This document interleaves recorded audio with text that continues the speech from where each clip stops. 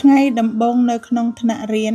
Jerry U.L. Smith ដែលជាសាស្ត្រាចារ្យនៅសាកលវិទ្យាល័យ Florida បានបែងចែកនិស្សិតផ្នែកថតរូបភាពយន្តរបស់គាត់ជាពីរក្រុម គាត់បានពន្យល់ថា មនុស្សគ្រប់គ្នាដែលស្ថិតនៅខាងឆ្វេងនៃបន្ទប់រៀននឹងត្រូវស្ថិតនៅក្នុងក្រុមបរិមាណ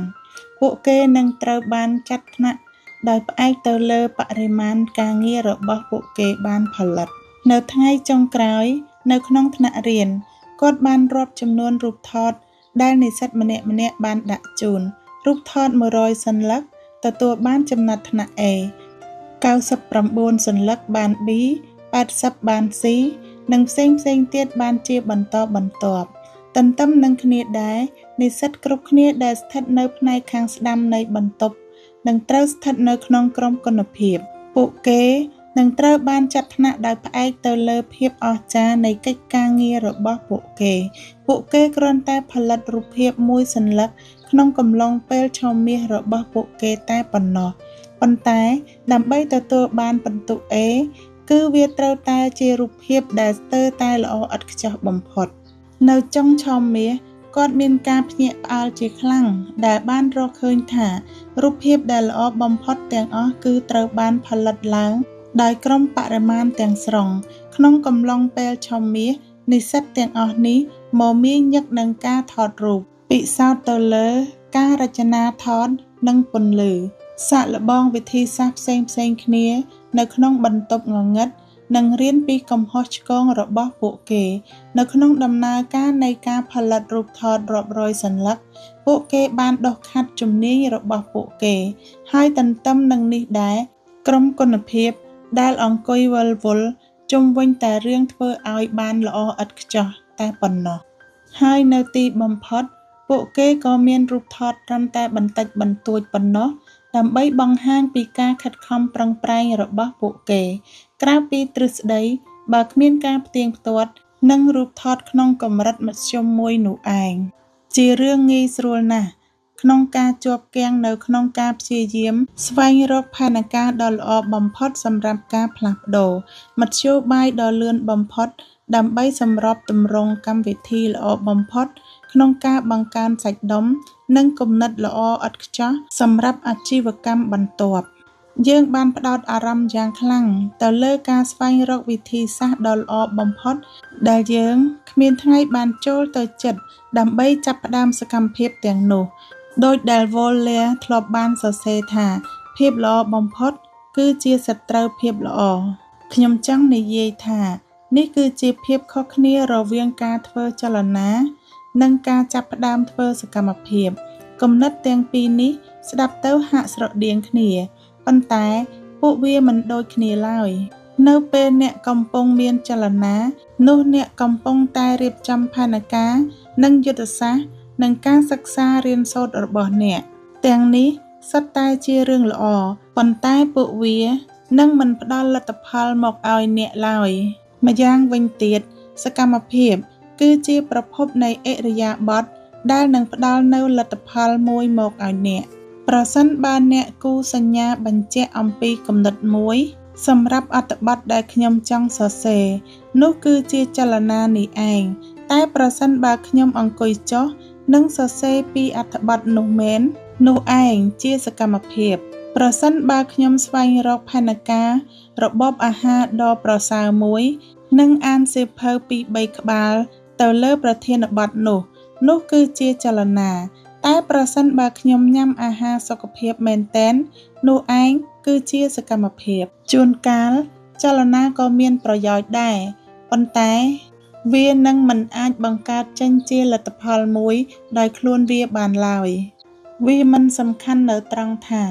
តើអ្នកបានជជែកជាមួយនឹងគ្រូបង្វឹកផ្ទាល់ខ្លួនរបស់អ្នកប៉ុន្មានដងនោះទេ ចលនាទាំងនោះគឺនឹងគ្មានថ្ងៃផ្ដល់នូវរូបរាងកាយដែលអ្នកចង់បានឲ្យមកឲ្យអ្នកបានជាដាច់ខាត គឺមានតែសកម្មភាពហាត់ប្រាណតែប៉ុណ្ណោះដែលនឹងផ្ដល់ឲ្យអ្នកនៅលទ្ធផលដែលអ្នកកំពុងស្វែងរក ដើម្បីសម្រេចនូវអ្វីដែលអ្នកចង់បាននោះ ប្រសិនបើចលនាមិននាំទៅរកលទ្ធផល អញ្ចឹងហេតុអ្វីយើងត្រូវធ្វើវានោះ មានពេលខ្លះយើងត្រូវធ្វើវាដោយសារតែយើង ពិតជាត្រូវការរៀបចំផែនការឬក៏រៀនសូត្របន្ថែមជាចាំបាច់នោះឯងប៉ុន្តែអ្វីដែលញឹកញាប់ជាងនេះទៅទៀតនោះគឺយើងធ្វើវាដោយសារតែចលនាអនុញ្ញាតឲ្យយើងមានអារម្មណ៍ថាយើងកំពុងតែបង្កើនភាពរីកចម្រើនដោយមិនបណ្ដោយឲ្យមានហានិភ័យឬបរាជ័យនោះឯងនៅក្នុងចំណោមយើងភាគច្រើនគឺជាអ្នកដែលជំនាញក្នុងការគេចវេះពីការរិះគន់វានឹងមិនផ្ដល់អារម្មណ៍ល្អឡើយក្នុងការដែលទទួលរងនៅភាពបរាជ័យឬក៏ត្រូវបានគេវិនិច្ឆ័យដោយសាធារណៈនោះដូច្នេះហើយយើងក៏មានទំនោរគេចវេះពីស្ថានភាពនៅកន្លែងណាមួយដែលអាចកើតមានឡើងហើយនោះឯងជាមូលហេតុដ៏ធំបំផុតដែលថាហេតុអ្វីបានជាអ្នកធ្លាប់ចូលទៅក្នុងចលនាជាជាងធ្វើសកម្មភាពនោះវាគឺដោយសារតែអ្នកចង់ពន្យាពេលភាពបរាជ័យរបស់អ្នកនោះឯងវាជារឿងងាយស្រួលណាស់ក្នុងការឲ្យខ្លួនស្ថិតនៅក្នុងចលនានិងបញ្ចុះបញ្ចូលខ្លួនឯងថាខ្លួននៅតែកំពុងមានភាពរីកចម្រើននោះអ្នកគិតថាខ្ញុំកំពុងទទួលបានការសន្ទនាដ៏មានសក្តានុពលជាមួយនឹងអតិថិជន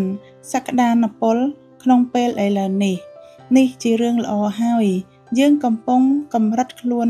ទៅកាន់ទិសដៅត្រឹមត្រូវហើយឬមួយក៏ខ្ញុំបានបំផុសគំនិតមួយចំនួនសម្រាប់សៀវភៅដែលខ្ញុំចង់សរសេរមួយនោះវាកំពុងតែចូលមកព្រមគ្នាហើយចលនានឹងធ្វើឲ្យអ្នកមានអារម្មណ៍ថាអ្នកកំពុងតែសម្រេចអ្វីៗរួចរាល់ប៉ុន្តែតាមពិតទៅអ្នកគ្រាន់តែកំពុងតែត្រៀមធ្វើឲ្យអ្វីម្យ៉ាងរួចរាល់តែប៉ុណ្ណោះនៅពេលដែលត្រៀមការរៀបចំខ្លួនប្រែក្លាយទៅជាទម្រង់នៃការពន្យាពេលវិញនោះដូច្នេះអ្នកត្រូវតែផ្លាស់ប្ដូរអ្វីម្យ៉ាងជាចាំបាច់អ្នកមិនមែនគ្រាន់តែចង់រៀបចំផែនការតែប៉ុណ្ណោះនោះទេតែអ្នកចង់អនុវត្តផ្ទាល់តែម្ដងប្រសិនបើអ្នកចង់ធ្វើជាម្ចាស់នៃទម្លាប់មួយគន្លឹះសំខាន់គឺត្រូវចាប់ផ្ដើមដោយការធ្វើវាដដែលម្ដងហើយម្ដងទៀតមិនមែនធ្វើវាឲ្យល្អឥតខ្ចោះនោះទេអ្នកមិនចាំបាច់រៀបចំផែនការទៅលើរាល់លក្ខណៈសំខាន់ទាំងអស់នៃទម្លាប់ថ្មីមួយឡើយ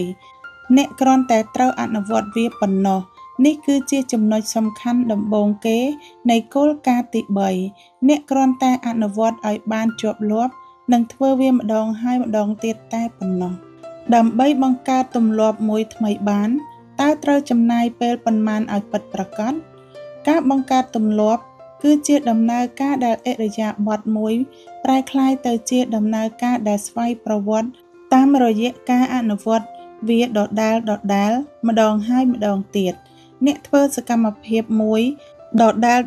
កាន់តែច្រើនចលនាសម្ព័ន្ធខួរក្បាលរបស់អ្នកក៏កាន់តែផ្លាស់ប្ដូរដើម្បីប្រែជាមានប្រសិទ្ធភាពចំពោះសកម្មភាពទាំងនោះអ្នកវិទ្យាសាស្ត្រផ្នែកសរសៃប្រសាទបានឲ្យឈ្មោះថាការបង្កើនសក្តានុពលភាពរយៈពេលវែងដែលសំដៅទៅលើការពង្រឹងទំនាក់ទំនងរវាងណឺរ៉ូននៅក្នុងខួរក្បាលដោយផ្អែកទៅលើលំនាំនៃសកម្មភាពបច្ចុប្បន្នជាមួយនឹងការអនុវត្តដដែលការបញ្ជូនសញ្ញាពីកោសិកាមួយទៅកោសិកាមួយទៀតក៏មានភាពប្រសើរឡើងហើយការតភ្ជាប់ទៅនឹងសរសៃប្រសាទក៏កាន់តែត្រូវបានរឹតបន្តឹងឡើងអ្នកជំនាញខាងសរសៃប្រសាទ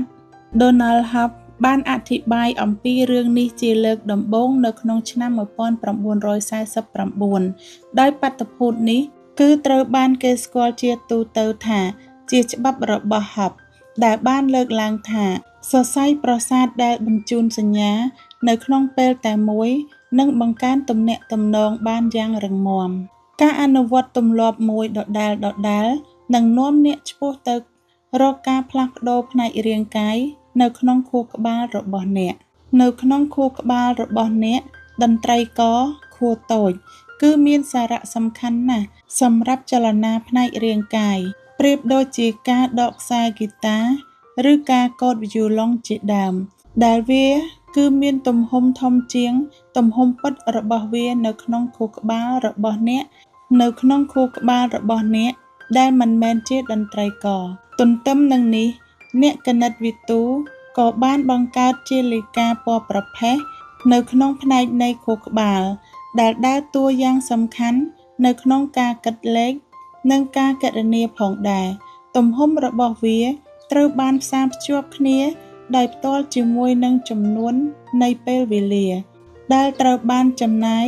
នៅក្នុងវិស័យមួយនេះកាលណាគណិតវិទូមានវ័យកាន់តែចំណាស់និងមានបទពិសោធន៍កាន់តែច្រើននោះការកើនឡើងនៃសារធាតុពណ៌ប្រផេះក៏កាន់តែមានច្រើនទៅតាមនោះដែរនៅពេលដែលអ្នកវិទ្យាសាស្ត្របានវិភាគខួរក្បាលរបស់អ្នករត់តាក់ស៊ីនៅក្នុងទីក្រុងឡុងពួកគេបានរកឃើញថានៅតំបន់ Hippocampus ដែលជាចំនួនដ៏ច្រើននៅក្នុងខួរក្បាលដែលពាក់ព័ន្ធទៅនឹង Spatial Memory នោះគឺមានទំហំធំជាងគួរឲ្យកត់សម្គាល់នៅក្នុងខួរក្បាលរបស់ពួកគេជាងនៅក្នុងខួរក្បាលរបស់អ្នកដែលមិនមែនជាអ្នករត់តាក់ស៊ីអ្វីដែលកាន់តែគួរឲ្យចាប់អារម្មណ៍ជាងនេះទៅទៀតនោះគឺ Hippocampus មានទំហំថយចុះនៅពេលដែលអ្នករត់តាក់ស៊ីចូលនិវត្តន៍ប្រៀបដូចទៅនឹងសាច់ដុំរាងកាយដែលកំពុងឆ្លើយតបទៅនឹងការហាត់លើកទម្ងន់យ៉ាងទៀងទាត់ដូច្នោះដែរតំបន់ដ៏ជាក់លាក់មួយចំនួននៃខួរក្បាលនឹងសម្របខ្លួននៅពេលដែលពួកវាត្រូវបានប្រើប្រាស់និងលែងលូតលាស់នៅពេលដែលពួកវាត្រូវបានទុកចោលជាការពិតណាស់សារៈសំខាន់នៃការអនុវត្តដដែលនៅក្នុងការបង្កើនទម្លាប់គឺត្រូវបានគេទទួលស្គាល់យូរយារណាស់មកហើយគឺមុនអ្នកវិទ្យាសាស្ត្រសរសៃប្រសាទចាប់ផ្ដើមសិក្សាស្រាវជ្រាវពីរឿងនេះទៅទៀតនៅឆ្នាំ1860ទស្សនវិទូជនជាតិអង់គ្លេសលោក Jacques Lou បានកត់សម្គាល់ឲ្យឃើញថានៅក្នុងការរៀននិយាយភាសាថ្មីមួយការលេងឧបករណ៍តន្ត្រីឬក៏ការធ្វើចលនាដែលមិនទម្លាប់ធ្វើពីមុនមកអារម្មណ៍ពិតប្រាកដដ៏ធំមួយនឹងកើតមានឡើងដោយសារតែបណ្ដាញឆ្លងកាត់ដែលញាណកម្មនីមួយៗត្រូវឆ្លងកាត់នោះគឺមិនត្រូវបានបង្កើនឡើងនោះឯងប៉ុន្តែនៅពេលដែលការធ្វើដដែលជាញឹកញាប់បានបង្កើនវិធីថ្មីមួយភ្លាមនោះភាពលំបាកមួយនេះក៏នឹងត្រូវរលាយបាត់ទៅវិញភ្លាមដូចគ្នាហើយសកម្មភាពក៏ប្រែជាមានភាពស្វ័យប្រវត្តិជាខ្លាំងដែលធ្វើឲ្យពួកវាអាចត្រូវបានអនុវត្តស្របពេលដែលខួរក្បាលកំពុងតែផ្សារភ្ជាប់ទៅនឹងរឿងផ្សេងពីនេះនៅក្នុងពេលតែមួយបានទាំងសុភវិនិច្ឆ័យនិងភស្តុតាងវិទ្យាសាស្ត្រគឺសុទ្ធសឹងតែយល់ស្របថាការអនុវត្តដដែលគឺជាទម្រង់នៃការផ្លាស់ប្ដូរមួយទាំងអស់រាល់ពេលដែលអ្នកធ្វើសកម្មភាពមួយជាថ្មីម្ដងទៀតគឺអ្នកកំពុងតែដំណើរការសេកវីសរសៃប្រសាទដ៏ជាក់លាក់មួយដែលត្រូវបានផ្សារភ្ជាប់ទៅនឹងទម្លាប់មួយនោះហើយការនេះមានន័យថាការអនុវត្តសកម្មភាពដដែលរបស់អ្នកគឺជាជំហានដ៏សំខាន់បំផុតមួយដែលអ្នកអាចអនុវត្តបានដើម្បីសរសេរកូដចូលទៅក្នុងសរសៃប្រសាទសម្រាប់ទម្លាប់ថ្មីរបស់អ្នកនោះហើយជាមូលហេតុដែលនិស្សិតដែលបានថតរូបរាប់សិបសន្លឹកនោះបានអភិវឌ្ឍជំនាញរបស់ពួកគេខណៈដែលនិស្សិតដែលគ្រាន់តែបង្កើតទ្រឹស្ដីអំពីរូបភាពដ៏ល្អឥតខ្ចោះមិនបានអភិវឌ្ឍជំនាញរបស់ពួកគេនោះទេក្រុមមួយចូលរួមនៅក្នុងការអនុវត្តដ៏សកម្មក្រុមមួយទៀតនៅក្នុងការរៀនសូត្រដោយអសកម្មមួយក្នុងសកម្មភាពមួយទៀតនៅក្នុងចលនារាល់ទម្លាប់ទាំងអស់នឹងដើរតាមគន្លងស្រដៀងគ្នាមួយទៅនឹងការអនុវត្តដែលពេញដោយការខិតខំប្រឹងប្រែងទៅជាឥរិយាបថដែលប្រកបដោយភាពស្វ័យប្រវត្តិគឺជាសកម្មភាពក្នុងការអនុវត្តឥរិយាបថដោយមិនគិតអំពីជំហាននីមួយដែលកើតឡើងនៅពេលដែលអសម្បញ្ញៈកំពុងគ្រប់គ្រងកាន់កាប់ពីលើនោះនៅទំព័របន្តបន្ទាប់អ្នកនឹងបានឃើញអំពីលក្ខណៈរបស់វាស្របពេលដែលអ្នកស្រាវជ្រាវបានតាមដានទៅលើកម្រិតនៃភាពស្វ័យប្រវត្តិសម្រាប់ទម្លាប់ដ៏ជាក់លាក់មួយដូចជាការដើររយៈពេល10នាទីជារៀងរាល់ថ្ងៃអាទិត្យ ទម្រង់រូបរាងនៃគំនូរសតិដែលអ្នកវិទ្យាសាស្ត្របានឲ្យឈ្មោះថាខ្សែកោងនៃការសិក្សារៀនសូត្រទាំងនេះបានបង្ហាញពីការពិតដ៏សំខាន់មួយអំពីការផ្លាស់ប្ដូរឥរិយាបថរបស់យើងការបង្កើតទម្លាប់មួយគឺផ្អែកទៅលើភាពញឹកញាប់មិនមែនពេលវេលាឡើយសំណួរទូទៅមួយដែលខ្ញុំតែងតែឮជានិច្ចនោះគឺទម្រាំបង្កើតទម្លាប់ថ្មីមួយបានតើត្រូវចំណាយពេលយូរប៉ុណ្ណាទៅប៉ុន្តែអ្វីដែលមនុស្សគួរសួរពិតប្រាកដនោះគឺដើម្បីបង្កើតទម្លាប់ថ្មីមួយបានតើត្រូវធ្វើវាប៉ុន្មានដងទៅតែប៉ុណ្្នឹងឯងតើត្រូវធ្វើដដែលប៉ុន្មានដងទៅទម្រាំតែបង្កើតទម្លាប់ថ្មីមួយបានដោយស្វ័យប្រវត្តិនោះវាគ្មានអាថ៌កំបាំងអ្វីតាក់ទងទៅនឹងពេលវេលាដែលកំពុងតែឆ្លងកាត់ជាមួយនឹងការបង្កើតទម្លាប់នោះទេវាមិនសំខាន់ត្រង់ថាតើវាមានរយៈពេល21ថ្ងៃឬ30ថ្ងៃឬ300ថ្ងៃនោះទេអ្វីដែលសំខាន់នោះគឺស្ថិតលើកម្រិតអត្រា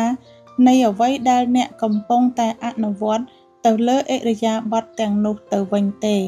អ្នកអាចធ្វើអ្វីម្យ៉ាងចំនួន2ដងក្នុងរយៈពេល30ថ្ងៃឬ200ដងក្នុងរយៈពេល30ថ្ងៃបានវាគឺជាប្រេកង់នៃភាពញឹកញាប់ទៅវិញទេដែលបង្កឲ្យមានភាពខុសគ្នានោះទម្លាប់បច្ចុប្បន្នរបស់អ្នកត្រូវបានបញ្ចូលទៅក្នុងដំណើរការរាប់រយដងនៃការអនុវត្តដដែលនោះទម្លាប់ថ្មីក៏ទាមទាររកកម្រិតប្រេកង់នៃភាពញឹកញាប់ដូចគ្នាអញ្ចឹងដែរអ្នកត្រូវផ្សារភ្ជាប់ទៅនឹងការខិតខំប្រឹងប្រែងប្រកបដោយភាពជោគជ័យរបស់ខ្លួនឲ្យបានគ្រប់គ្រាន់រហូតទាល់តែឥរិយាបថរបស់អ្នកត្រូវបានបង្កប់យ៉ាងរឹងមាំនៅក្នុងចិត្តរបស់អ្នកហើយអ្នកនឹងបានឆ្លងផុតខ្សែបន្ទាត់នៃទម្លាប់នេះជាពុំខាននៅក្នុងការអនុវត្តវាមិនសំខាន់ត្រង់ថាតើអ្នកត្រូវការរយៈពេលប៉ុន្មានសម្រាប់ទម្លាប់របស់អ្នកដើម្បីឲ្យវាមានភាពស្វ័យប្រវត្តិនោះទេអ្វីដែលសំខាន់នោះគឺអ្នកត្រូវចាប់ផ្ដើមសកម្មភាពដែលអ្នកត្រូវធ្វើដើម្បីបង្កើតភាពរីកចម្រើនសម្រាប់ខ្លួនអ្នកទៅវិញបើពុំនោះទេមិនថាសកម្មភាពមួយមានលក្ខណៈស្វ័យប្រវត្តិពេញលេញប៉ុណ្ណានោះទេក៏វានៅតែខ្វះភាពសំខាន់ដដែលអញ្ចឹងដែរដើម្បីកសាងទម្លាប់អ្នកត្រូវអនុវត្តវាហើយមធ្យោបាយដ៏មានប្រសិទ្ធភាពបំផុតដើម្បីធ្វើឲ្យការអនុវត្តរបស់អ្នកអាចកើតឡើងបានគឺអ្នកត្រូវប្រកាន់ភ្ជាប់ទៅនឹងគោលការណ៍ទី3នៃការផ្លាស់ប្ដូរឥរិយាបថនោះគឺធ្វើវាឲ្យคล้ายជារឿងងាយស្រួល